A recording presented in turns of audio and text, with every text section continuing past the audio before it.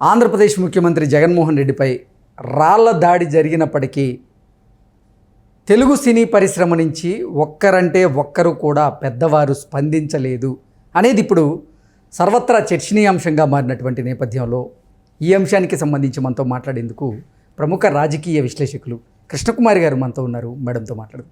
Madam నమస్తే. Madam నమస్తే. Madam, నిన్న జగన్మోహన్ రెడ్డి మీద రాళ్ల దాడి జరిగినప్పటికీ తెలుగు చిత్ర పరిశ్రమ నుంచి ఒక్కరంటే ఒక్కరు కూడా స్పందించలేదు. ఇది ఇప్పుడు సర్వత్రా చర్చనీయాంశంగా మారింది. ఏంటి జగన్మోహన్ రెడ్డి మీద రాళ్ల దాడి జరిగినప్పటికీ అసలు ఎవరు స్పందించలేదు ఏంటి అనేది ఇప్పుడు సర్వత్రా చర్చనీయాంశంగా మారిన నేపథ్యంలో దీని మీద మీ విశ్లేషణ ఏంటి అంటే ఏం చెప్తారు మేడం? ఎందుకండి వాళ్ళ పార్టీలో ఉన్నది అందరూ నట్లే, మళ్ళీ కొత్తగా సినిమా నటులు స్పందించాల్సిన అవసరం ఏముంది అని కూడా కొంతమంది అంటున్నారు. ఓకే, మీమ్స్లో. సరే, ఏది ఏమైనప్పటికీ ఏదైనా ఒక దురదృష్టకర ఘటన జరిగినప్పుడు స్పందించాల్సిన అవసరం ఉంది. కాకపోతే ఇప్పుడు చాలామందికి సంశయాలు ఉన్నాయి. ఇందాక మనం మాట్లాడుకున్నట్లు అసలు ఏంటిది, అసలు రాజకీయ నాయకుల విశ్వసనీయత మీద సమాజానికి నమ్మకం పోయింది. అసలు లేదు నమ్మకం. ఎందుకంటే వీళ్ళు ఏంటి, మన కోసం ఏం చేస్తున్నారు అనేది బాగా అట్టుడికినట్లుంది వ్యవహారం. ఇప్పుడు చాలామంది మాట్లాడుకుంటుంది ఏంటి అంటే, అట్టడుగు వర్గాల వాళ్ళకి వాళ్ళ సంక్షేమం కోసం కాస్త ఇటు అటు అయినా కానీ ఎంతో కొంత ఈ ప్రభుత్వాలు పనిచేస్తున్నాయి.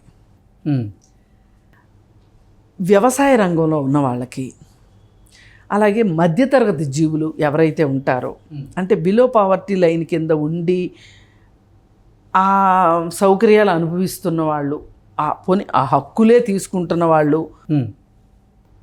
అలాంటి ఆర్థిక నేపథ్యం ఉన్నవాళ్ళు కొంచెం పై క్లాస్కి వచ్చేసరికి వాళ్ళకి ఏమి చేయొద్దు ఉండట్లా ప్రభుత్వం దగ్గర నుంచి.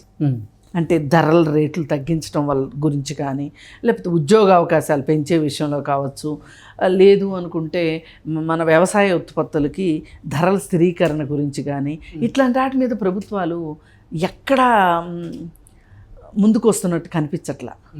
అందుకని ఒక వర్గం చాలా స్తబ్దుగా ఉంది. ఈ వర్గమే పని పాట లేకుండా చుట్టూ ఏం జరిగినా మొదటగా స్పందించే సెక్షన్ కూడా ఇదే. మరి ఈ సెక్షనే ఇవాళ నోరెత్తట్లేదు.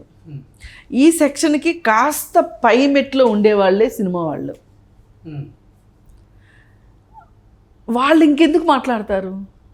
పైగా ఈ మధ్యకాలం అంటే గత 4 సంవత్సరాల కాలంగా 5 సంవత్సరాల కాలంలో జగన్మోహన్ రెడ్డి అధికారంలోకి వచ్చిన తర్వాత ఏ రోజు సినిమాటోగ్రఫీ, సినిమా అనే దాని విషయంలో ఎక్కడ ఒక ఆశాజనకమైన మాట కానీ లేదు, ఒక అడుగు కానీ జగన్మోహన్ రెడ్డి వెయ్యకపోగా ఆయన్ని కలిసి వాళ్ళ బాధలు విన్నవించుకుందాము అని చెప్పి పెద్ద పెద్ద హీరోలు కూడా వాళ్ళ ఇంటికి వెళితే ఆ హీరోల్ని అక్కడెక్కడో కార్లు పెట్టించి ఆయన రాజప్రసాదంలోకి నడిపించుకున్న సంఘటన ఎవ్వరు మర్చిపోలే.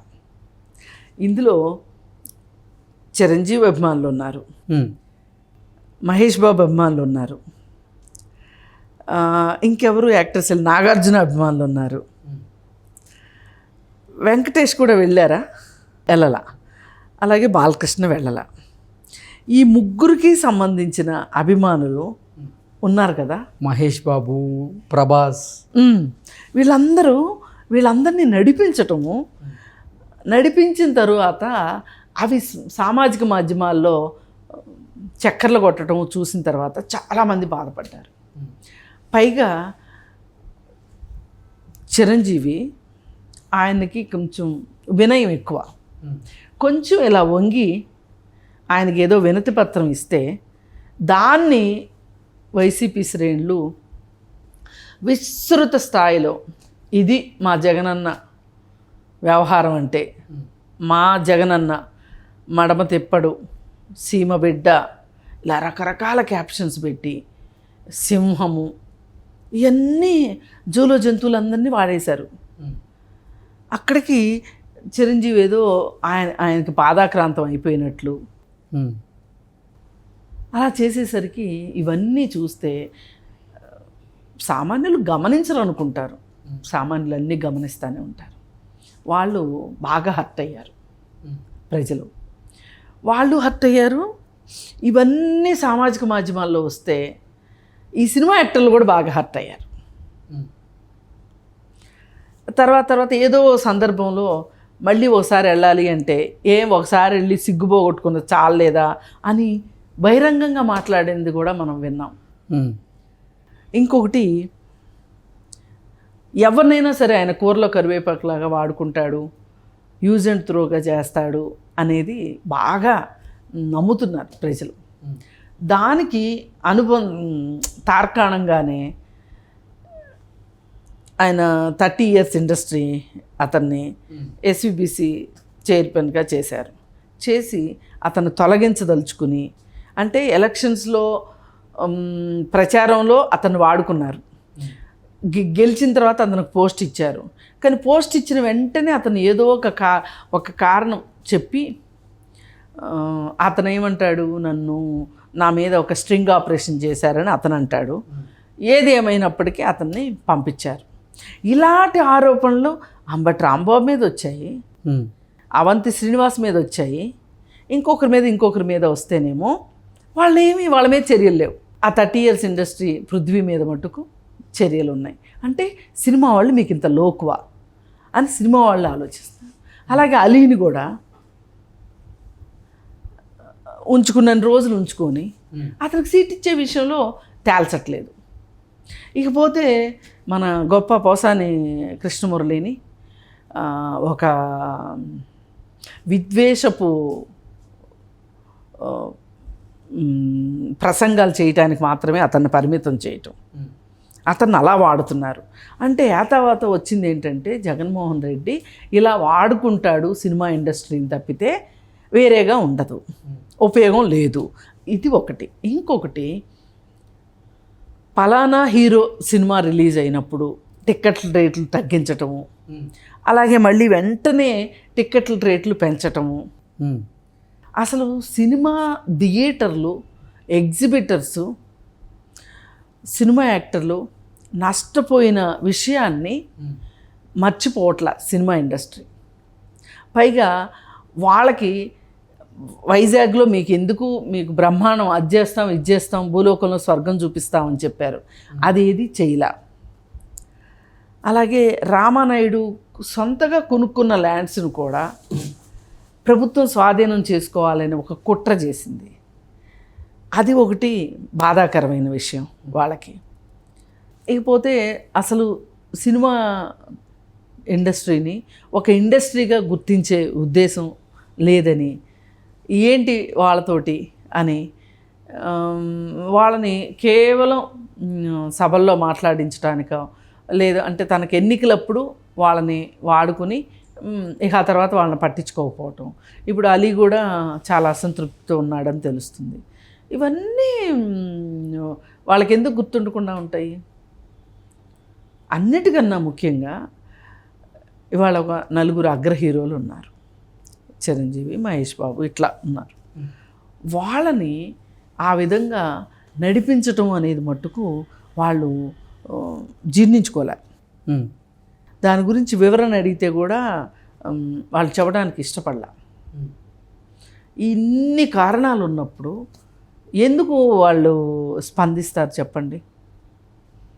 అసలు మనం వాళ్ళ దగ్గర నుంచి ఎక్స్పెక్ట్ చేయటం ఏంటికు? అసలు మీరు ఒక రాజకీయ పార్టీ ఇంకో రాజకీయ పార్టీ నాయకుడికి జరిగితే సహానుభూతిని ప్రకటిస్తాయి. ఆ సహానుభూతిని తీసుకునే పరిస్థితిలోనే మీరు లేరు. ఇచ్చే ఉద్దేశంలో వాళ్ళు లేరు, తీసుకోగలిగిన పరిస్థితిలో మీరు లేరు. అలాంటప్పుడు మీరు సినిమా పరిశ్రమ దాకా ఎందుకు వెళ్తారు? ఇప్పుడు ఎంత అవునన్నా కాదన్నా ఒక పోటీతత్వం ఉన్నప్పటికీ కూడా రాజకీయ పార్టీలే కదా, వాళ్ళకే విరోధము వాళ్ళకే ఉంటుంది, స్నేహం వాళ్ళకే ఉంటుంది కదా. మరి అలాంటప్పుడు ఎవరైనా ఒక ప్రత్యర్థి రాజకీయ నాయకుడి ఇంట్లో ఎవరైనా చనిపోతే వెళ్ళరా? వెళ్తారు కదా. మరి అలాంటి వాతావరణం నుంచి అసలు నీ మీద ఏదైనా జరిగితే రెండో వాళ్ళు బాధపడే పరిస్థితి కూడా నువ్వు కల్పించుకోలేదు అని అంటే ఆ పరిస్థితుల్ని నువ్వు ఎందుకు ఇట్లా తయారు చేసుకున్నావు? నీకెంత మూర్ఖత్వం మొండితనం ఉంటే ఇలా జరుగుతుంది? వాళ్ళకి అసలు స్టూడియోలు కట్టుకుంటానికి ఆంధ్రప్రదేశ్లో అనువైన వాతావరణం కల్పిస్తాను అని చెప్పాము. కొంతమంది వైజాగ్ని ఎంచుకుని వాళ్ళు కొన్ని రాయితీలు కూడా అడిగారు. అది పెండింగ్లోనే ఉంది. మరి పరిస్థితులు వాళ్ళు ఎందుకు, మీకు జరిగిన దానికి వాళ్ళు ఎందుకు బాధపడతారు? అసలు అడగడం కూడా మన అవివేకమేమో అనిపించేలాగా. Okay okay madam, thank you. Thank you.